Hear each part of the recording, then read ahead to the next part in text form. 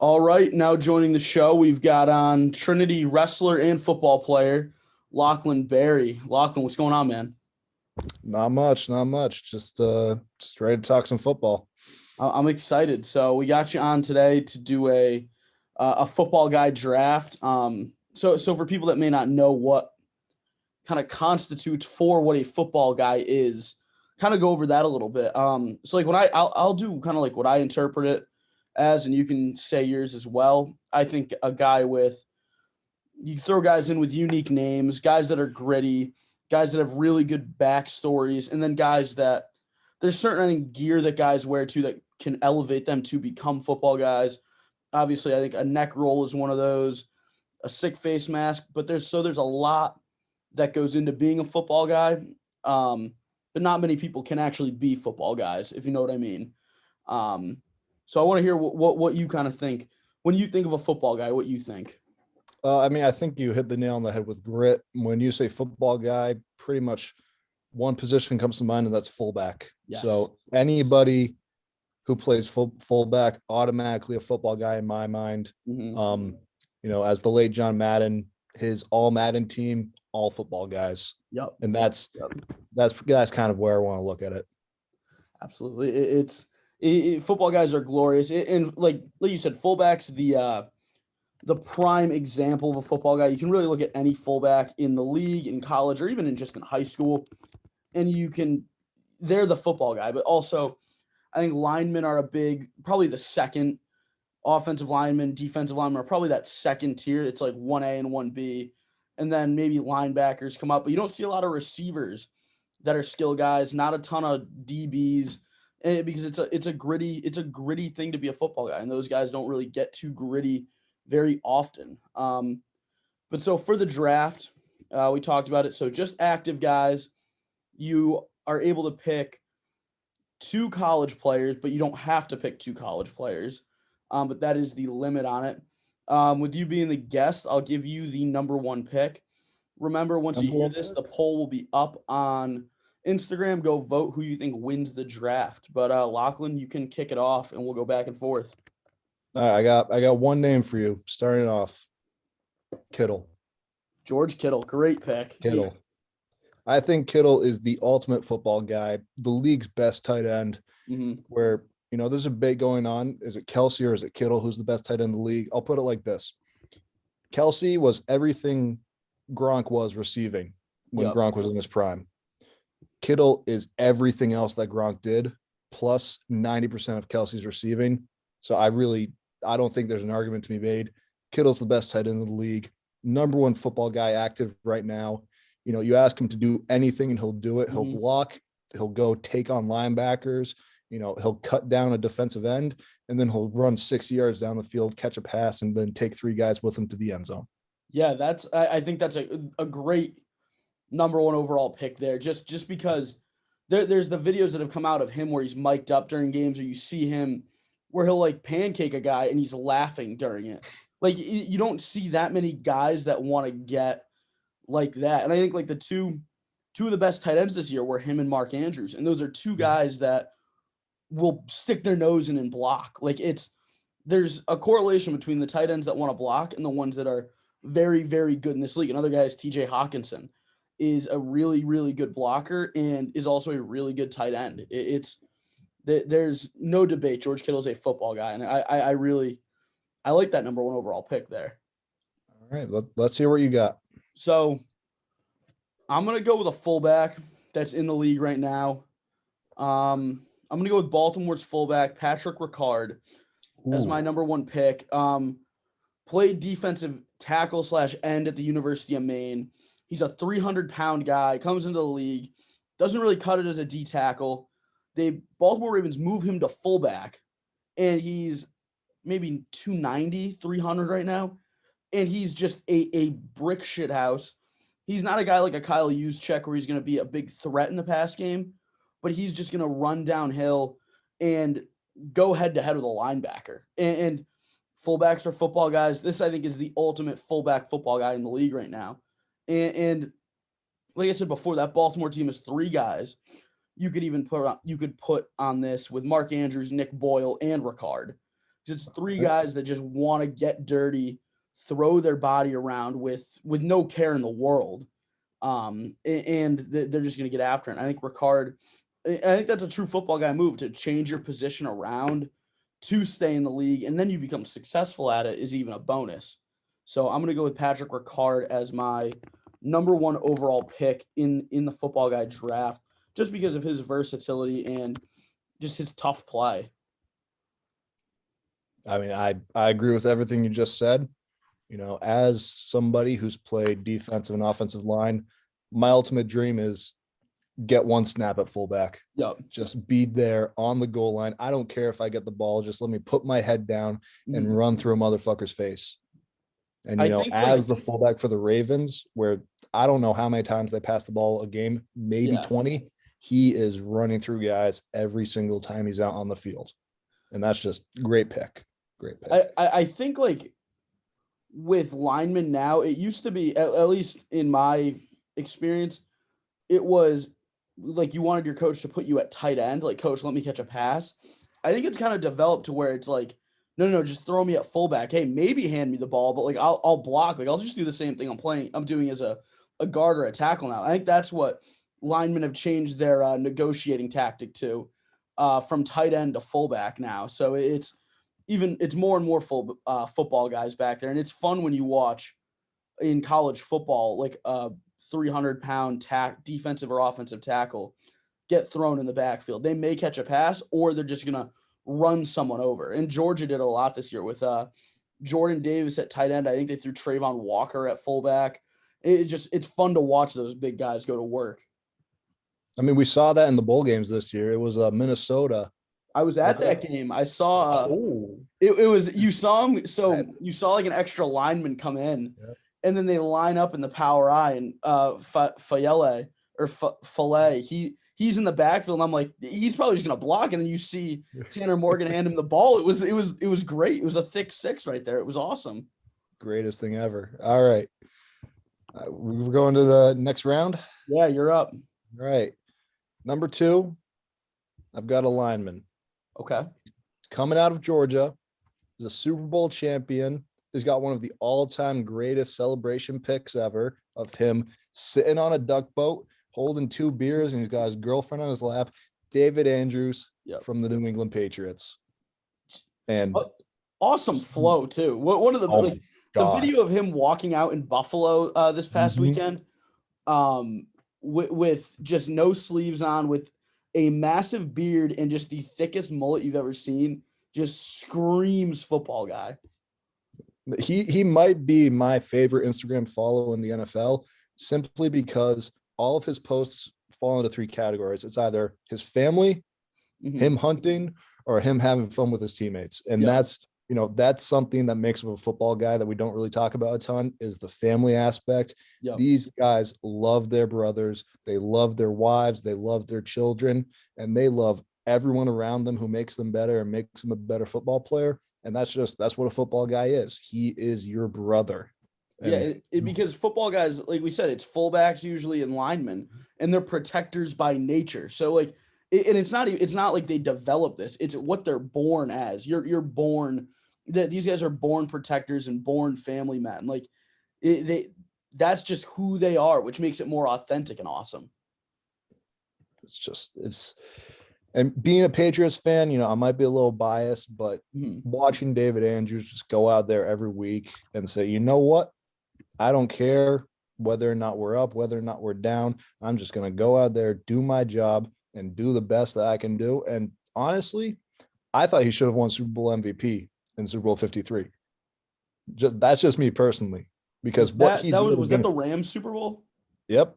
Him and James Devlin, who, if he was still in the league, he'd probably be my number 1 pick. What him and Devlin did in that Super Bowl was just the ultimate football guy performance. They go out there and they shut down Aaron Donald, who is the best player in the league. And that's just football guys step up when the stage is brightest, or when the lights are brightest, the stage is biggest.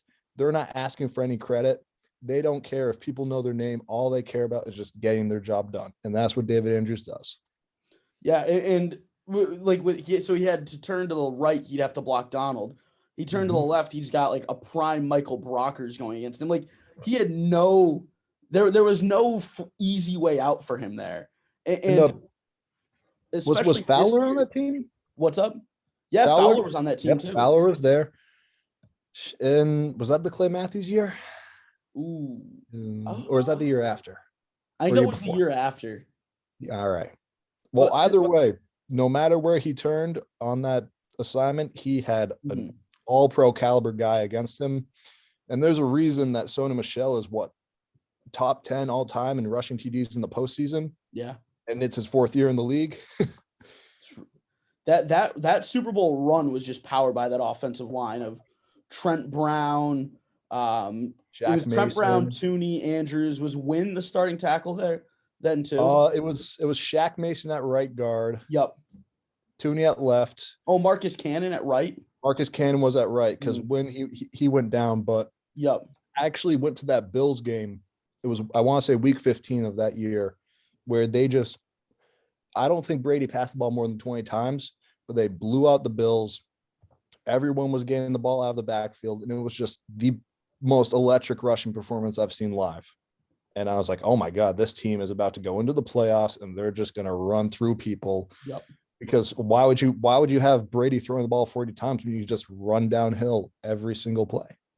Yeah. And I mean, that was their strategy this year in Buffalo, especially with the one guy that was a certainty this whole year on that offensive line was Andrews.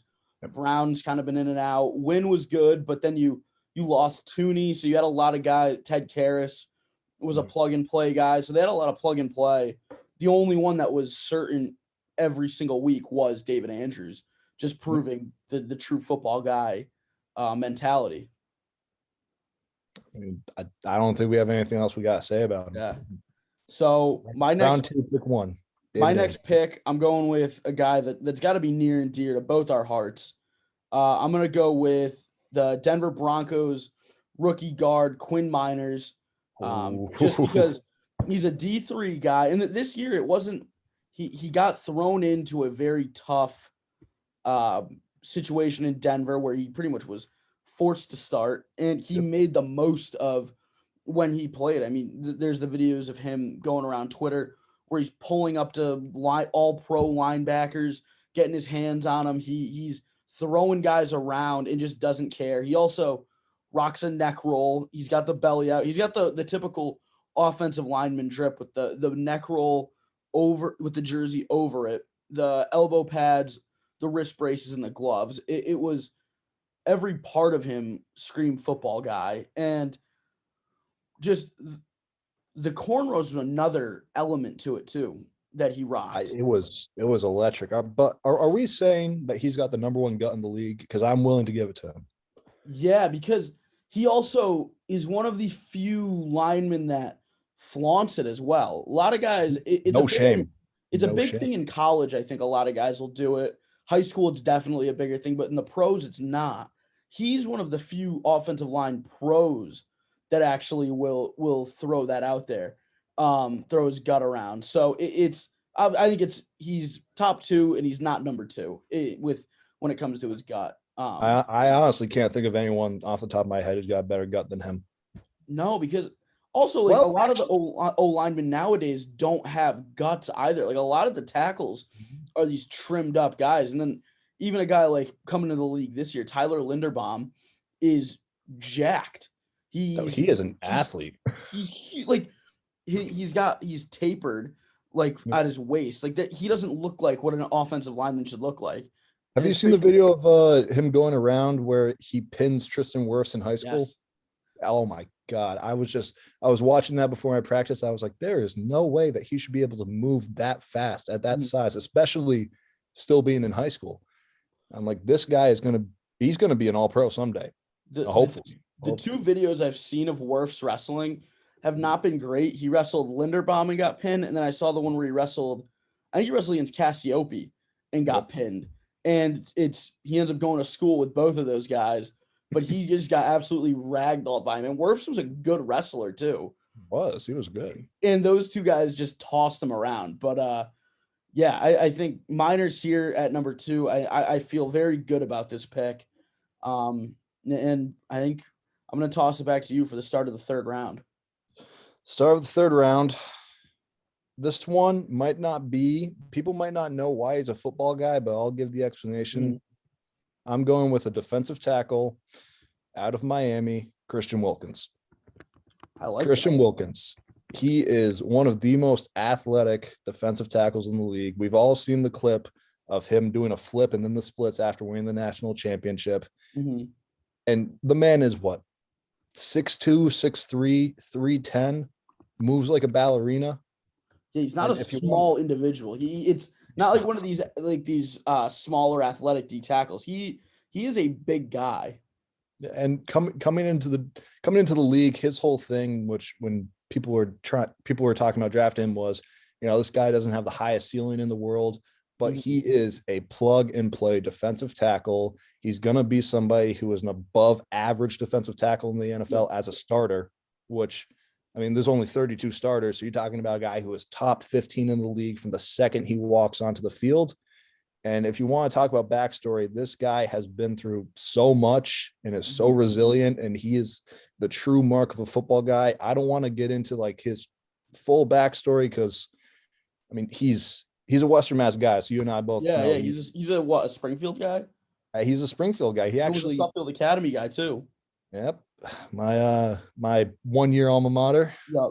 Was I heard stories about him for days, but he comes out of Springfield, not the greatest situation at home, and gets to Suffield Academy and turns into this absolute star. And when I was on campus last year, all I ever heard about him was he was the nicest dude in the world off the field. He was the JV girls basketball manager, showed up to every single one of their games and was their biggest cheerleader. And if you can imagine this NFL player doing jumping jacks on the sidelines, hyping up these freshman basketball players and just scaring the shit out of the other team. And that's who Christian Wilkins is. He's a guy who will just get done what you need him to get done, and ultimate football guy. Yeah, he seems like one of the nicest guys because he just seems like a goofball. Like every time they're celebrating for like the national championship, like you mentioned before, was the big one where he does the split. And that's cool about him being the girls basketball coach, because at the time or the girls basketball manager for the JV team, he doesn't have to do that. He's got over 20 D1 offers. He's got Clemson, Ohio State, Notre Dame knocking at the door, and he's doing that to help out around campus. I think that's an awesome thing, and that's a true football guy thing. It's not all about the hits that you lay or the gear that you're wearing. It's about being a high character guy. And that's a big character move on his part. Well, speaking about character, it's funny because he's kind of one of the borderline dirtiest players in the league, which for linemen who watch football, we know what a dirty lineman is. And he's towing the line. Like, I remember I was at BC versus Clemson 2017, and that was when BC was in the top 25 for a good amount of the season. The last year AJ Dillon was there, or second to last, but it was one of Trevor Lawrence's first starts, and it was college game day, biggest game of the week. And on the third play of the game, Christian Wilkins bursts through the line, sacks Anthony Brown. Yep. Yes. Yeah, sacks Anthony Brown, rolls his entire gut onto his shoulder, and takes him out for the rest of the game. And I actually run into his brother. I run into Aaron Wilkins. And I'm like, did he mean to do that? He was like, oh, absolutely. Oh, absolutely. He knew that the only chance BC had to beat Clemson was through the air. And it ended up being like a 11 point game. Yeah, it was I remember that one was a pretty close one. It was a close game. And Wilkins was just like, I'm going to do what I got to do to win. Yeah, he did it kind of in a smart way too, a way that not a lot of people are going to notice, because you always notice the guys that grab onto the ankles and grab and twist, and that's always thrown around Twitter, Instagram, and guys are calling this line like somebody just a scumbag for it. Wilkins is doing it in a way that very few and far are going to really see it actually happen. And it is wild that defensive line that Clemson team had. And he was kind of the stud, the anchor in the middle. They had him, Dexter Lawrence, Austin Bryant, and Cleveland Farrell. 3 of those guys are first round picks. But I think the funniest video of Wilkins that went out was when they were playing Alabama. And I don't know if maybe Alabama receiver caught a ball downfield and Wilkins like ran over to the tackle and the play is like blown dead. 2 of the Clemson guys are on top and he reaches underneath the Alabama defender and grabs his balls, he, like cups them and just like grabs them like once or twice. And it was like like the camera caught it. He got caught in 4K. It was They just gave a little sack tap, like, "Hey, bud." yeah, but it was just so great because Wilkins wasn't even a part of the tackle. He like went down to it, felt the knee. He was like, "I'm just gonna reach down and give it to this guy. Let him know where I'm coming from." And that was hilarious. It was great. Oh yeah. So my third pick. I'm between a couple guys. You can't go wrong. Yeah. Can't go wrong. I'm going to go with a guy that he's been on and off rosters this year, was on and off the Raiders this year. A big special teams guy. I'm going to go with former Titans and Raiders linebacker Will Compton as my third. Busting with the boys. Yeah. So Compton. So with busting with the boys, it's weird because Taylor's not always there. So it's really Will running the show because he's on and off rosters. But I think what makes him a football guy is that he, at the drop of the hat, will get signed by like the Titans or the Saints or the Raiders. And on a week's notice, go in for a physical, get cleared, and then play special teams in a game. Like go play every special team snap in a game. Then he'll get cut, go back, tape a few episodes of the podcast. 2 weeks later, get called up by either that same team or another team and do the exact same thing where he plays for a week and then gets cut. Like I think the work ethic there is pretty crazy. He's almost like a substitute teacher for the NFL. He really is. Like there's a handful of those guys that like Le'Veon Bell was like that this year where he got signed to Baltimore and then to the Bucs.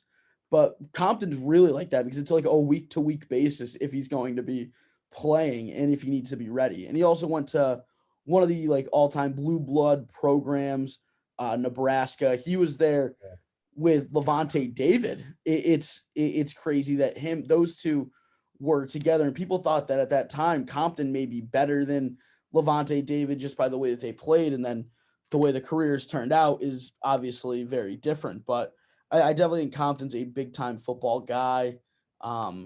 With just the way the work ethic is just where I keep coming back to it. And he's a very selfless guy too.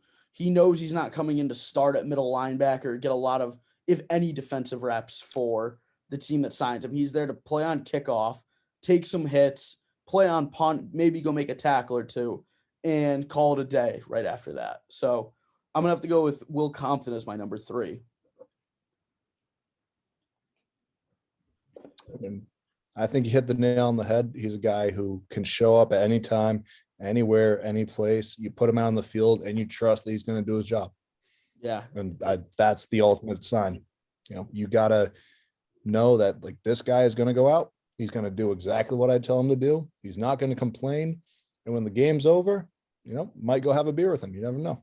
Exactly. It's great because he runs the like Titans. He hasn't been on the Titans in 2 years, and he runs like the Titans fan tailgates when he's not playing. That get like sponsored by Bussin' with the Boys. So he's really doing it all. He's a host, he's a podcaster, and he's a football guy. He's all 3 put into one. I think that's it right there. So we got round 4. Round 4. First pick of round 4. Looking at the list right now, I don't know how this guy has not gone off the board yet, but I'm gonna go with Big Q, Quentin Nelson. That's a really good one. Yeah, and for a lineman, to have legit talks of being the number one overall pick in that loaded 2018, was it 18 or 17? Yeah, I'm pretty sure it was 18. 18. That loaded 18 class. Practice was rough, took a couple hits to the head, so my memory is not exactly where it needs to be right now, but that was one of the best classes we've seen in a while. And Quentin Nelson, not a tackle, but a guard, was in talks for the number one overall pick. Mm-hmm. Somehow he falls to 6th to the Colts, and he's an all-pro from day one. He comes out of Notre Dame, which, again, another blue blood program. They have this massive history, prestigious place, and he's just the toughest motherfucker in that building. He has done his job from day one. From day one, he's been perfect. Like last year, he didn't allow a single sack, if I remember correctly. Yeah, no, he didn't, which is beyond impressive for the division he's got playing in too. Has some pretty legit pass rushers. Like the Titans had Jarrell Casey when he came into the league. This past few years, Harold Landry, Jeff Landry's been Simmons. good. He went against J.J. Watt when he was there. He went against Clowney when he was there, and he dominated Clowney. Like he absolutely threw Clowney around with no regard for human life. And just the way that he plays is just so ferocious. He doesn't fear any opponent he goes against, whether it's Cam Hayward or Aaron Donald or, like we said, J.J. Watt too. No challenges back down from this guy. And I'm looking at this draft class. I think there's 18 guys that made the Pro Bowl in the first 2 rounds. There are 5 guys that made the Pro Bowl in the first 10 picks. So for him to be in the talks in that class, to be the number 1 overall pick is absolutely insane. I wonder how think about that Browns O-line now. If you threw Nelson in for either Bitonio or I'd say probably for Bitonio, and then you have Bitonio's he's a little on the old side, so we'll say for him. But you got to think that Nick Chubb is getting 2,000 yards, Kareem Hunt is getting 1,500, and Baker's throwing maybe 10 times a game. Oh yeah, Odell. They wouldn't need receivers. It would just be like you're playing at Army or Navy. They would just have athletic running backs out wide, pretty much. And they've got 2 great tight ends in Njoku and Hooper. Mm-hmm. Who, Njoku hasn't had amazing production lately, but he's still a great player. But with Nelson, I think his favorite play is the epitome of a football guy play, and that's power. Yes. And you see him go out, he's pulling, and every kid who's ever played wing tee football just gets a little half chub every time they see him out in the open field about to destroy a linebacker or, God forbid, the safety coming down in the hole. Because when Quentin Nelson gets a full head of steam, I don't care who you put in front of him. That guy is getting put straight in the dirt. Yeah, R.I.P. Barry Church. That was the prayers up for him. That was the epitome of that power play, and just the one everybody references when you think of Quentin Nelson, and like when he like a play from him, I think of that one where he pulls around and just Barry Church is the first opposite color jersey in his sight. It just buries him. It was just murder. Like if you ask me right now, which I would rather have, a stiff arm from full speed Derrick Henry or getting blocked on power by Quentin Nelson, I'm probably taking the Derrick Henry. Oh, I am taking the Derrick Henry because I don't care if he's going 22 miles an hour. I do not want to be blocked by Quentin Nelson in the open field. Not at all. That's like, I might just get out of the way at that point. Oh yeah. If I'm a DB at that point and I see him coming down the field, I'm olaying that block. I'm letting the running back go by. Hopefully somebody either is making the tackle before it gets to me or they're diving in after me, but I'm not getting in there.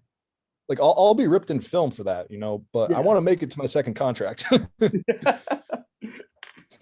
One play won't define my career, but if I'm there for it, it might. Yeah. That's a great pick right there. So I'm going to take my first college guy off the board here with my 4th pick. I'm going to go with the Lowman Trophy Award winner this year, Most prestigious award in college football. It really is. This year, I think there might have been a little bit of home cooking with Big Cat voting on it. You had Wisconsin fullback John Chanel win it. And I mean, I watched a few Wisconsin games this year, and he was in the perfect offense on the perfect team for him to succeed this year, just because of how hard-nosed Wisconsin plays. They've had some of the best running backs and offensive linemen come out of there the past 20 years. And it's because of unsung heroes like John Chanel. You always think, I think, Travis Frederick played at Wisconsin. And then you think like, oh, they had Melvin Gordon play there. They had so many good backs come out of there. But you don't think of the fullbacks that are the in-between of the guards, tackles, and the running backs. This guy was paving holes. I mean, he was a legitimate threat in the receiving game as well. So he was just so versatile. But to be named the best fullback in college, the only other place that he probably would have succeeded a little bit more would have been one of the service academies where he would have had maybe 15 carries a game. But yeah, that I have to take him off the board for winning the Loman Award. I mean, he had 78 rushing yards this year with only 2 touchdowns, and he had 7 catches for a touchdown, which is above average for a fullback when it comes to receiving and rushing, I think, because most of the time they're in there just like Ricard is just in there to lay his body on the line. No, I mean, that is a great pick. Like, when I think Big Ten football, 2 things come to mind: power run and trying to stop the power run. Yes. Like, there's that picture of, was it Michigan and Wisconsin? Mm-hmm. And you just see all 11 guys within 5 yards of the line of scrimmage lined up in a classic double wing. And you're like, what's going to happen? It's 4th and inches. Who's going to go in there, set the edge, set the tone, and make the damn play? And I'm trusting the fullback to do that. Yeah, you have to. And to succeed in the Big Ten, you have to trust your fullback. That's why I think Michigan was so consistent the past few years, was because they had a guy like Ben Mason in the backfield who was really a jack of all trades. And those top teams in that conference have had solid fullbacks and solid tight ends that do not care about catching the ball or just getting the ball in general. They just care about putting somebody in the dirt. And that goes back to the number 1 overall pick, George Kittle, was an Iowa guy, played in the Big Ten, knew the importance of running power and putting somebody into the dirt. Like, Kittle became a tight end in college. He was a wide receiver for most of high school, and he might be the only football guy who's ever played wide receiver. Like, yeah, well, that's not the case, and we'll see that in my next pick. But okay, Kittle is just, Big Ten football in a guy, and not to take anything away from our low man winner, but if you want to say, name one guy in the NFL who is Big Ten football, it's Kittle. And what is Big Ten football? Bunch of football guys.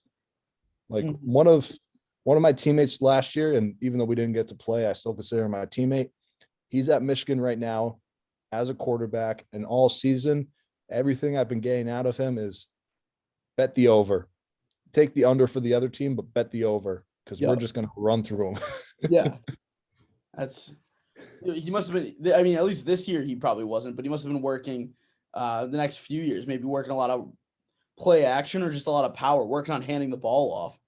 Well, he's been their starting scout team QB, so he's been getting a lot of reps doing that. And Nice. everything I hear from that team is just, we're going to be the toughest guys we can be. They had a total culture change this year, fired almost their entire defensive staff, bring a couple new guys in who, again, I don't know their names off the top of my head, but everything that I've heard out of that program is, we're going to go get our job done. We're going to do it right. And we're just going to run through the guys in front of us. And, that's what they did against Ohio State, which, going off a little more of a tangent here, this week's rivalry weekend, one of the best in recent memories. Mm-hmm. And honestly, it was a lot of football guys just putting their heads down, getting to work, and winning these close games. Yeah. And But that's what football guys do. Yeah, it's like you said, those rivalry weekends don't get any better. And when those two teams are actually, when both teams are very competitive and both teams are good, it makes it even better. It makes it more of a shootout and just more, especially the Big Ten is, I think, king of those rivalry games because it's never consistent. It's never the same teams winning over and over. I mean, the Ohio State one, Ohio State, Michigan the past few years was dominated by Ohio State, but now you're seeing the swing. Minnesota, Wisconsin is always different. Iowa, Nebraska is always different. Illinois versus or Indiana versus Purdue, always different. None of these games are ever the same, which makes it a whole hell of a lot better. Well, there's one time that the games are the same, and that's when an unranked Purdue team is going against the top 2 team. Yeah, when they have a shifty slot that comes out of nowhere. I mean, that game was ridiculous. God, that was more game. I am not a CJ Stroud guy at all, and I loved watching that. Oh yeah, it's watching Ohio State lose is one of the 5 great things in life. And I'm a Notre Dame fan, so I mean, there's a lot of teams I don't like. So, and Michigan's being one of them. So watching Michigan be good this year was a painful thing for me. But watching USC be bad is fun. Watching Miami not be good is fun.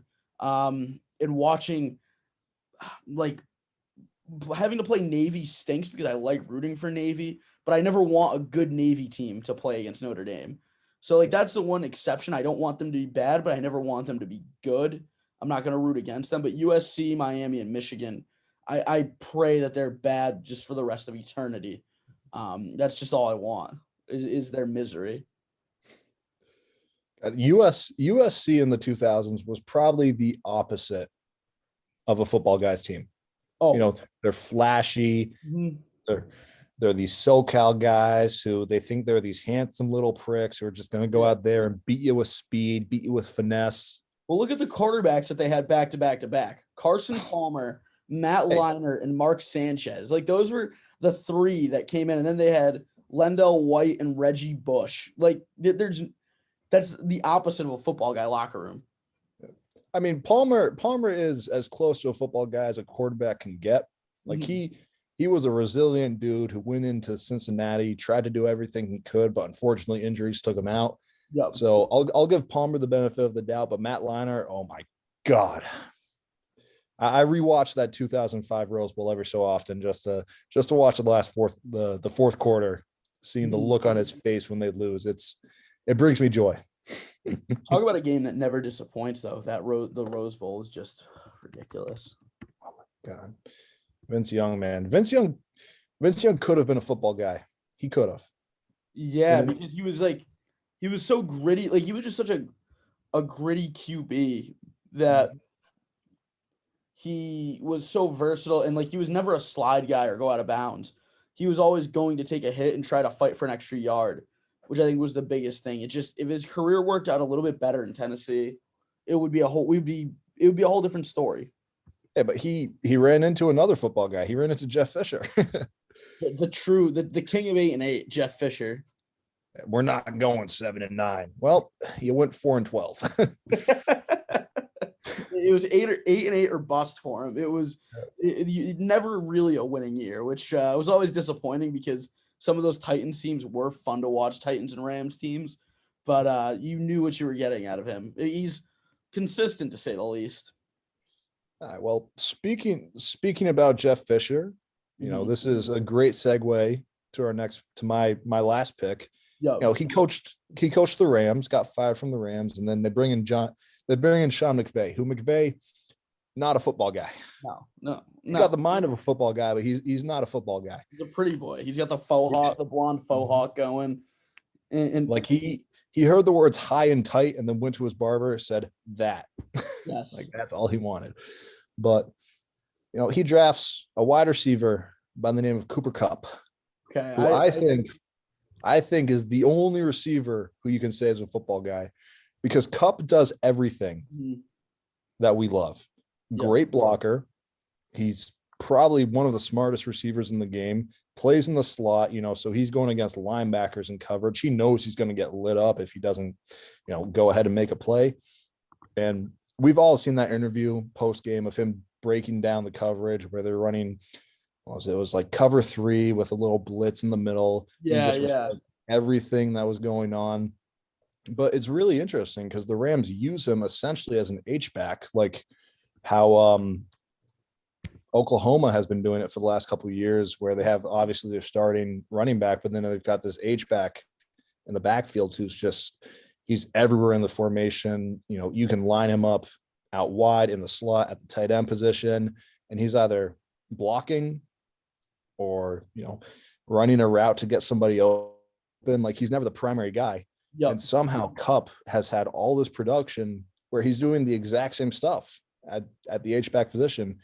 And he is one of the best blockers in the league outside of an offensive lineman. Yeah. That man will go set an edge on defensive ends. And again, like, he's in a competitive division. He's got JJ Watt, Chandler Jones, Bobby Wagner, Bosa, Fred Warner, all those guys. And he is unafraid to just go down, put his head down. And when he's not getting the ball, he's looking to help someone else get the ball. Yeah, there's a few guys I'd throw in that category that aren't in the league anymore.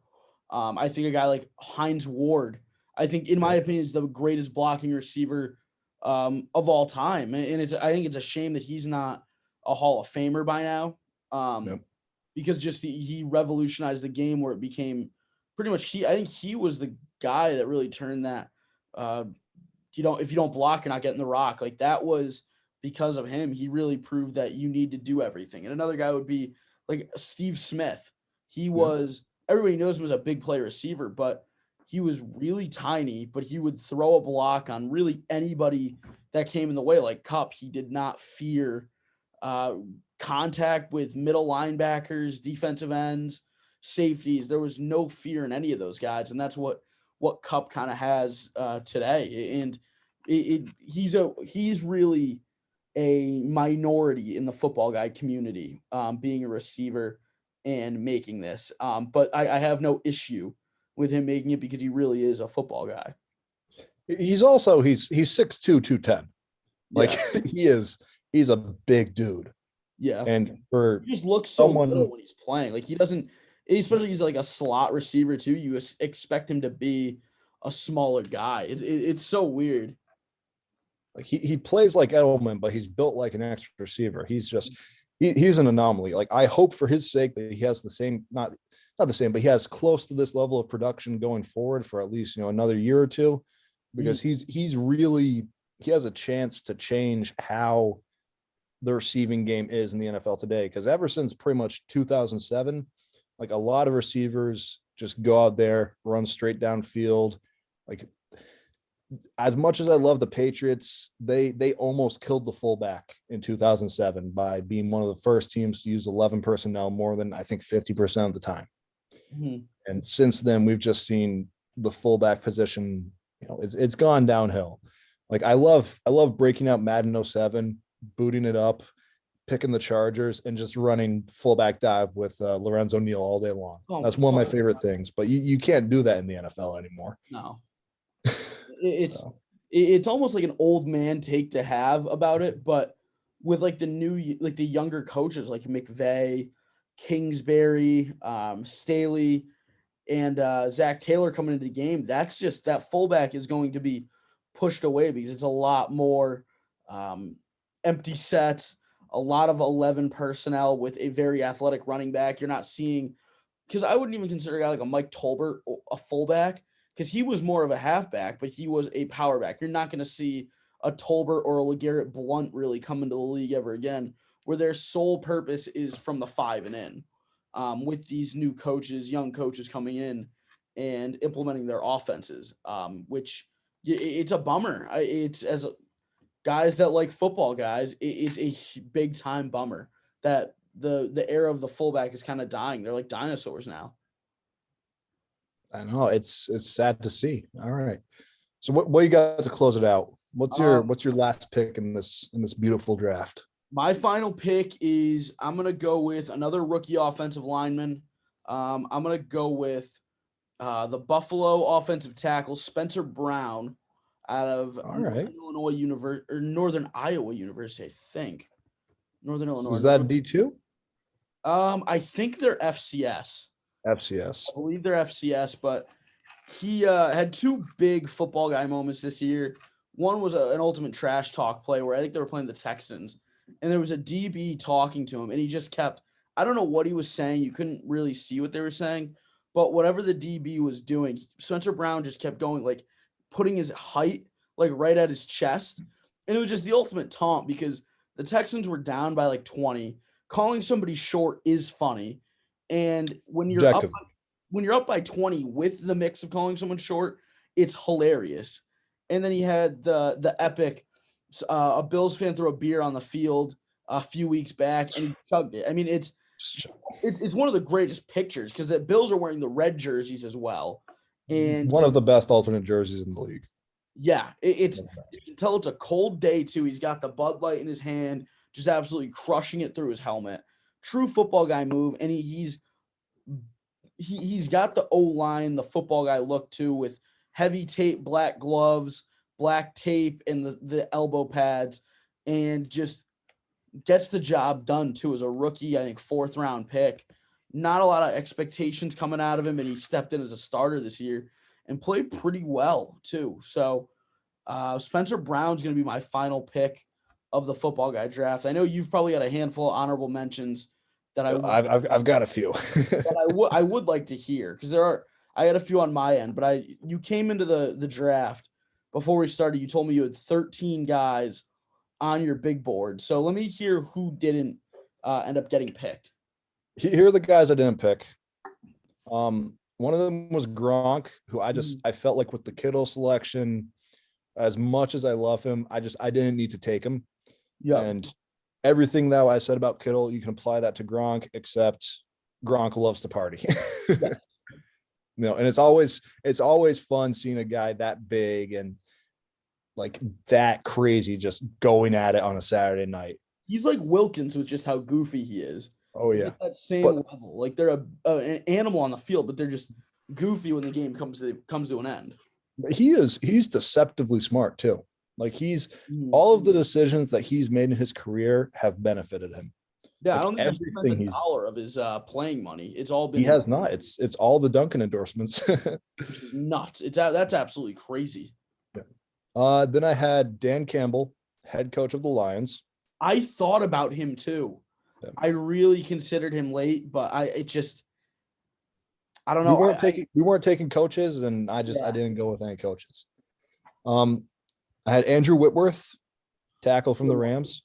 It's what he's doing is more impressive than what Brady's doing. Oh my God, yeah.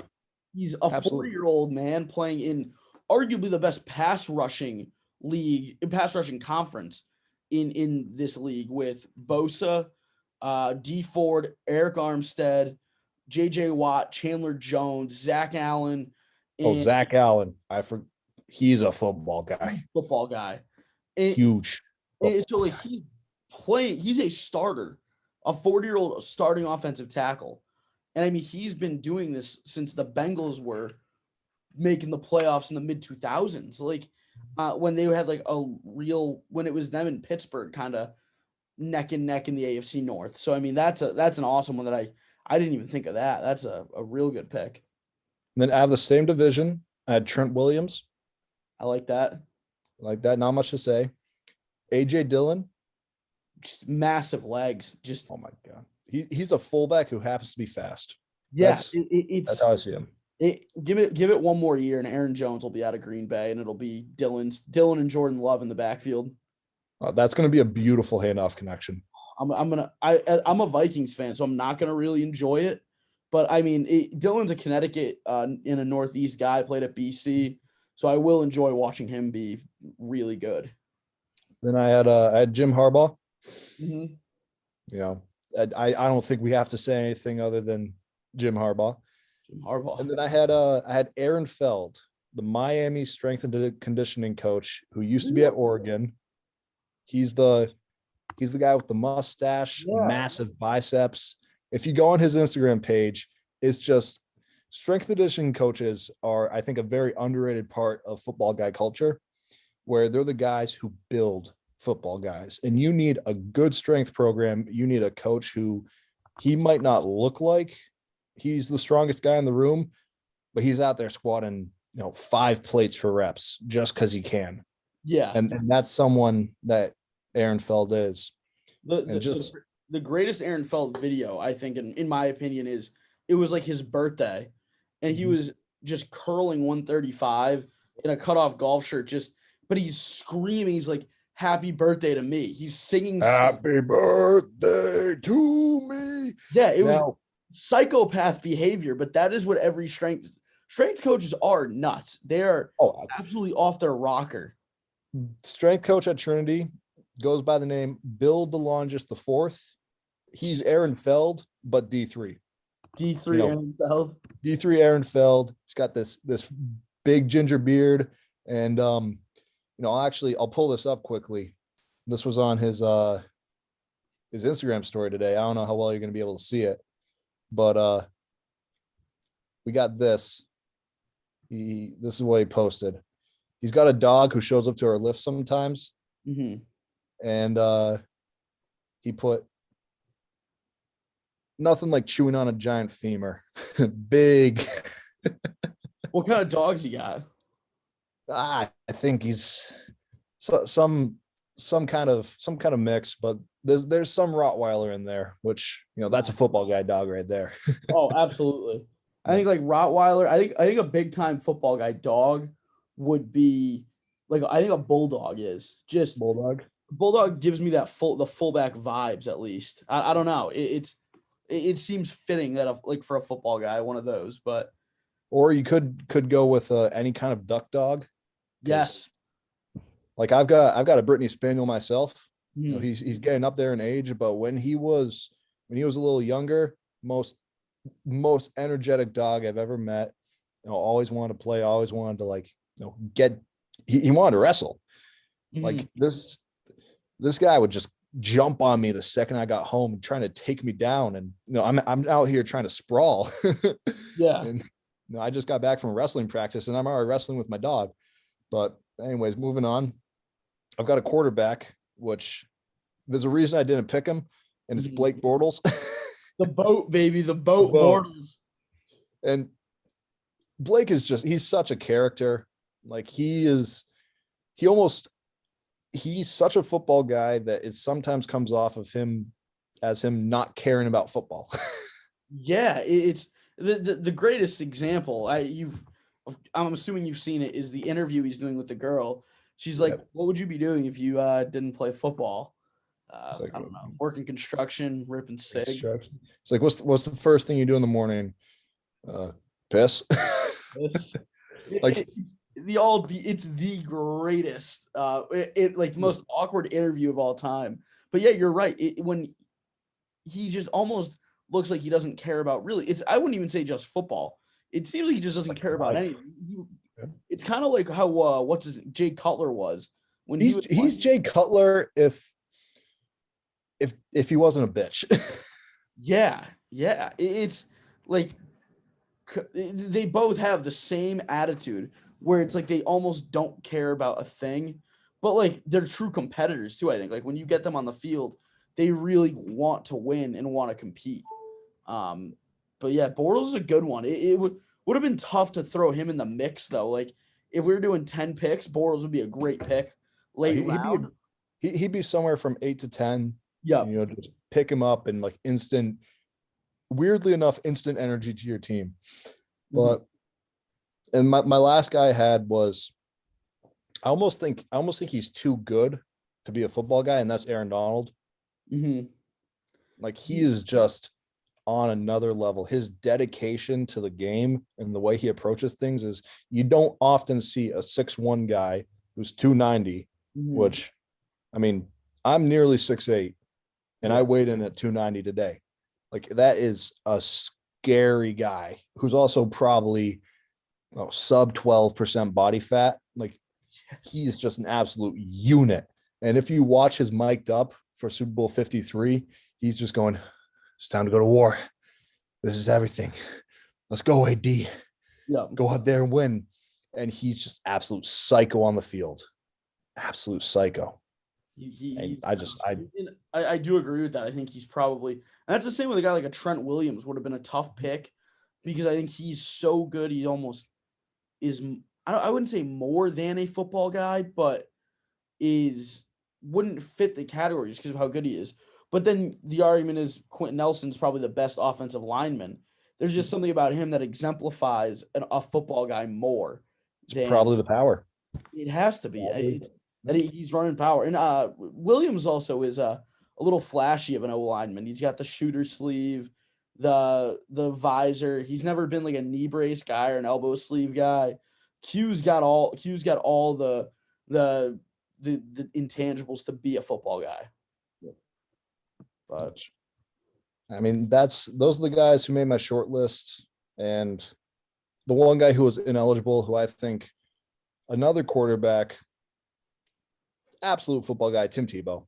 Like he's just one of the most competitive guys to ever come through the NFL. You know, what was the quote? If Jay Cutler had Tim Tebow's mindset, he would be better than Tom Brady. I think that's what was said. Yeah. And you've just got somebody who loves football so much that they're willing to come back as a tight end, which is a bit of a PR stunt, a little bit. You know, he's playing for Urban Meyer, absolute scumbag, but he still shows up. Yeah. It still shows up, sucks at tight end, but more credit to him for being a 30-year-old, been out of football for five to 7 years, and then just says, you know what? I'm going to try this. I want to give it a shot. I want to try it out. Now, kind of moving off that topic a little bit, but sticking with former quarterbacks. The news broke today. Tate Martell was retiring from football to I think it was the quote used was pursue business ventures. This saga's been quite tiring, I'd say. What are your thoughts on the life and career of the late Tate Martell, now businessman Tate Martell? All right, so let's go back to the beginning. You've got a guy who willingly signs up for QB1. It's tough. That's the first red flag, in my opinion. Like, I love Justin Fields, but I don't know why he ever went on that show. I know why Tate Martell went on that show. He wanted the attention. He wanted to go. I mean, his sister's a smoke. We really would have never, the world would have never really been exposed to Riley Martell had he not gone on that show. I mean, you've got the clip of him and her doing face masks in the bathroom. And I'm like, what kind of a football guy does face masks? Not a football guy. But, you know, Tate Martell commits to Ohio State. He's there for a year. And then Justin Fields shows up. He's like, fuck this, I'm out. Yeah. Goes down to Miami, which, I mean, that's like the perfect city, perfect school for him.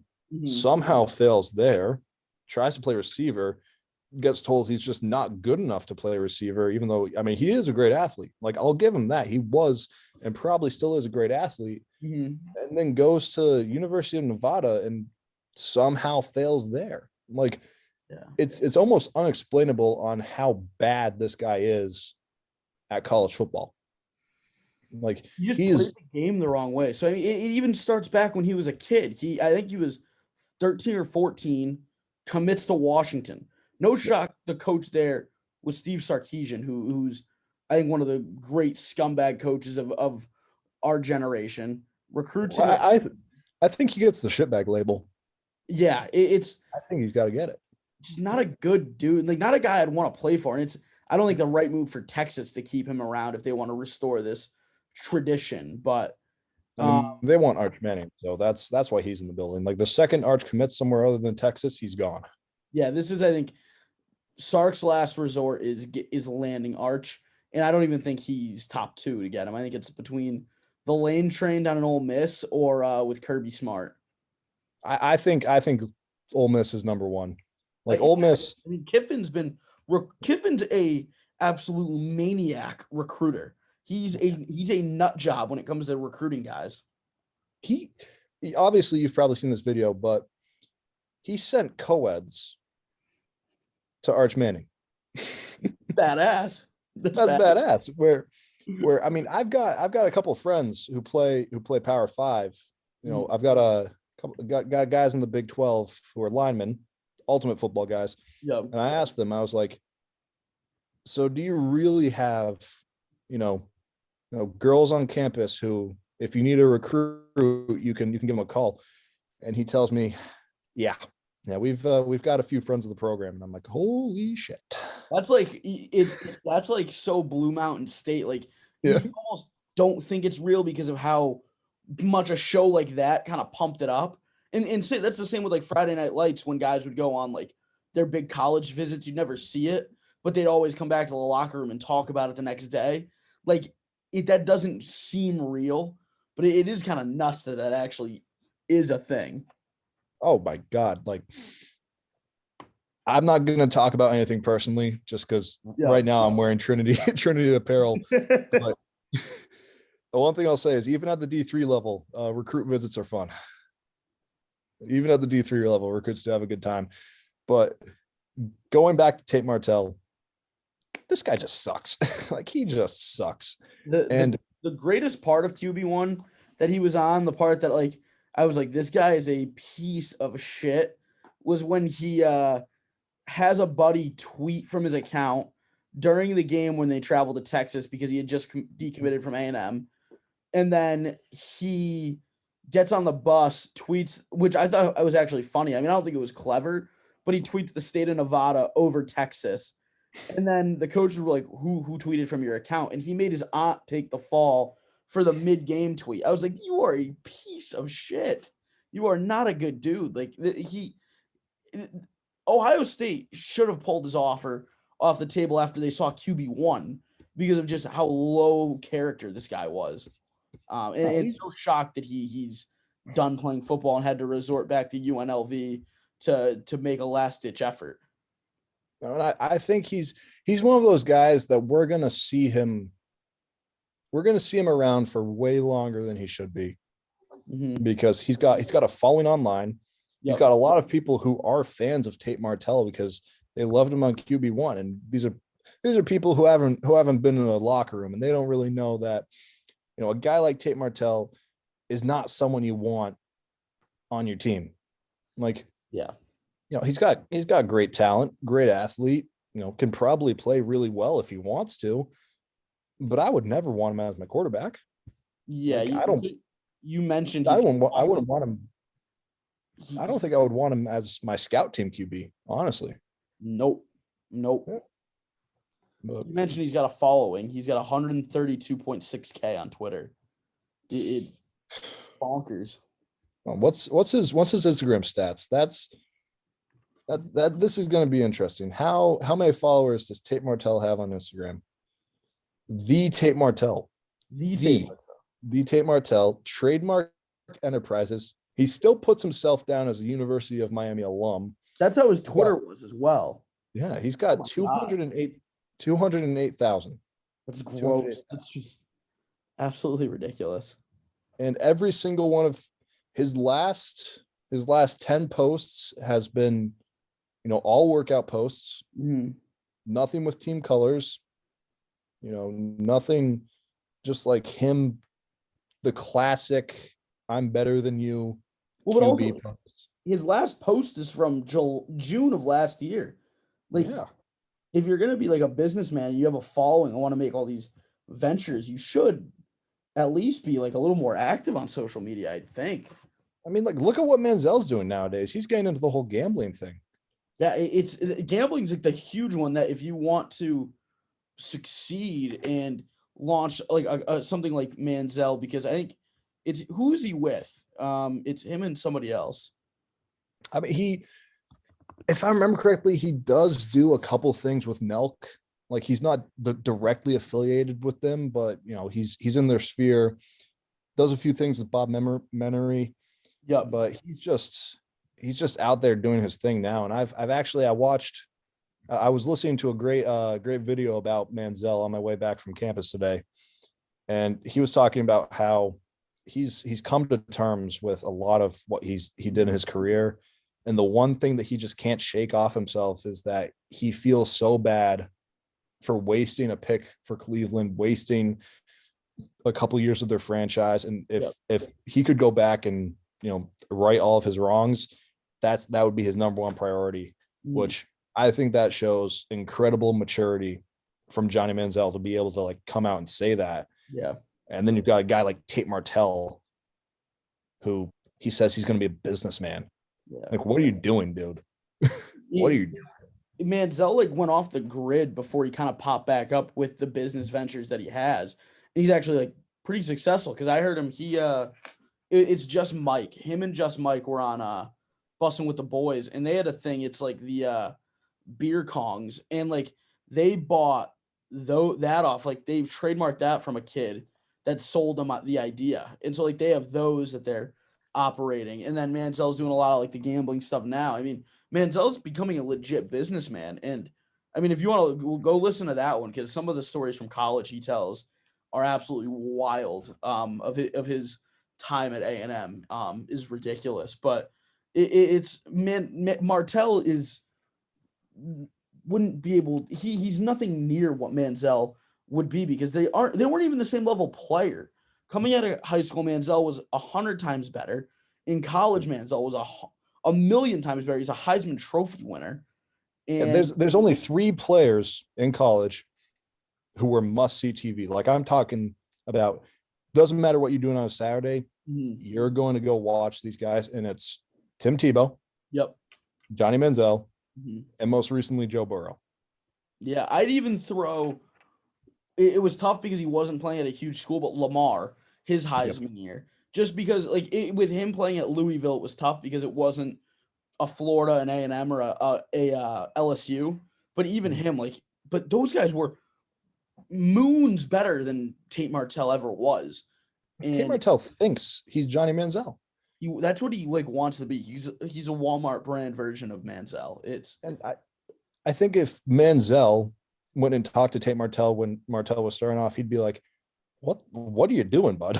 Yeah, learn from what I did. I'm a dummy for what I've done in the past. Don't try to be like me. Yeah, it's wild stuff. Wild. It is surprising that he's retired, but I bet you if you asked 100 people that have kind of followed the saga over a little closely, they probably would have thought he was done with football by now. I don't want to talk about Tim Martell anymore. I hate that. How's the wrestling season going? So you said you're weighing in at 290 right now. So what's the cut? How has that cut been? So I've never had to cut before this year. Yeah. Where I remember you were 1 grade ahead of me in high school, but I was always weighing in at 260 throughout high school. Perfect if you're a heavyweight in high school. Yeah, it was perfect. You're heavy enough where you're not going to get tossed around, but you're also light enough where you can enjoy yourself in the winter. I was always 260, never had to cut. I was eating great throughout the season. And then just over the last year and a half, I've put on a lot of weight. I was 320 in March of 2021, heaviest I've ever been. A couple things happened, and I needed to make a lot of changes in my life. And one of those things was I was already committed to play football for Trinity, but because of what was going on in my life at the time, I realized I need to wrestle again. I can't live without this. So I called the coach. I was like, hey, this is my film. I'm already here for football. You don't have to worry about getting me into the school or anything like that. And he's like, how much do you weigh? I'm like, I'm 320 right now. He's like, that's a problem. So I go, and over the course of 2 months, I get down to 270. And I'm like, great, feeling fine. I'm going to go through the summer, cruise at 270, and then go into wrestling at this weight. Fortunately, that didn't work out. I was working, didn't really have a ton of time to lift, and I ended up coming to football at 310. Yeah, and the football season doesn't help either. It's no, not at all. It's 2 things. The receivers lose their weight, skill guys lose weight. Linemen put weight on. There's never it's no in between. Even I wasn't even eating 3 meals a day, and I wasn't losing weight. So football ends, and Thanksgiving break hits. I didn't have a chance to wrestle before Thanksgiving. And the Sunday after Thanksgiving was my big weigh-in. I came in, I hop on the scale. It's 304. So Okay. 304, I've got to meet in 6 days, and I got to be 285. Ooh, okay. Not as okay as I thought, but Not as okay as we thought, but that was my first ever big cut. And in those 6 days, I ended up coming in at 284 on the dot. So a full pound under on the Saturday morning weigh-in. But cutting weight sucks. Like we got a dual meet coming up on this Sunday, and I left practice and I was only 4 pounds over. And I'm thinking to myself, oh, this is great. I can eat tonight. And that's still 5 days out. And I have so much respect for the lighter weights now, knowing what they have to go through. And it's a grind. It is a grind. It's especially like high school too. Like bigger guys like didn't have to worry about cutting. Like I went 220 for my high school career and a little bit of heavyweight, but like making 220 was never. I'd come in after football maybe like 240, but I knew like once I get on the mat, like first week I'm just gonna start shedding weight, and then by the end of the year, like before big tournaments, I'm weighing in at like 215. I'm like, I am right where I want to be, where I can eat the night before, drink as much as I want, and enjoy myself. And then I can't imagine like college guys. They're like, oh sweet, I'm a few pounds over the day before or a few days before. I'm in good shape. I'm like that. I would be freaking out in high school, like, or guys would be freaking out if they were a few pounds over the day before. And in college, it's so nonchalant about it, which I think is just unreal. And we got a guy on the team who he's a 141, and he'll be 11 pounds over 2 days out. Oh my every week.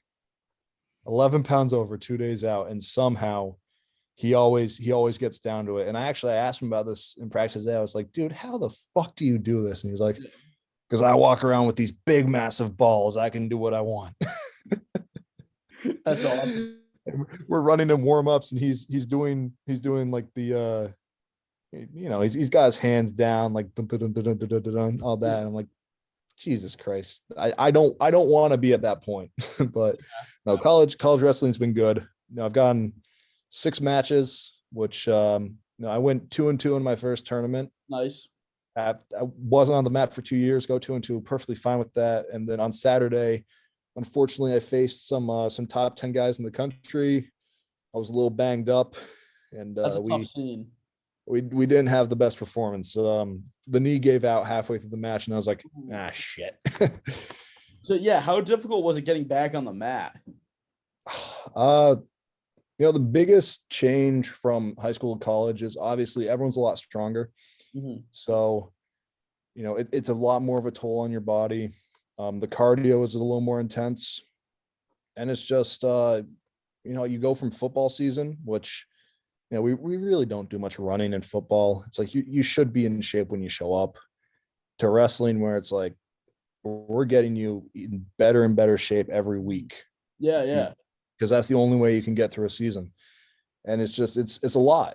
Like it is a lot. And it's been tough. First year of college, it's first normal year in a while. And, it's been really fun, but it's been really hard. Really hard. Well, I wish you luck the rest of the year. We'll definitely get you back on soon. I had a blast doing the football guy draft. This was great. When we get back around like the combine time, we'll do another episode so we can talk about that. But yeah, definitely I had a great time, Lachlan. Like I said, good luck the rest of the wrestling season. Hope it goes well for you, man.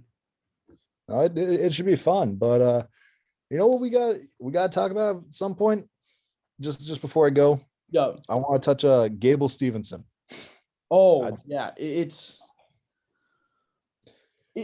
unfair. It's unfair. It's crazy. A guy who's 6'1", 270 should not be able to move like that. No, it's ridiculous. I mean, he's doing backflips, front flips, round offs, and just outside of that, like when he's wrestling guys, I mean, he dominated Trent Hilliger recently, and like he was toying with him. we had Hilger actually on the show earlier this year.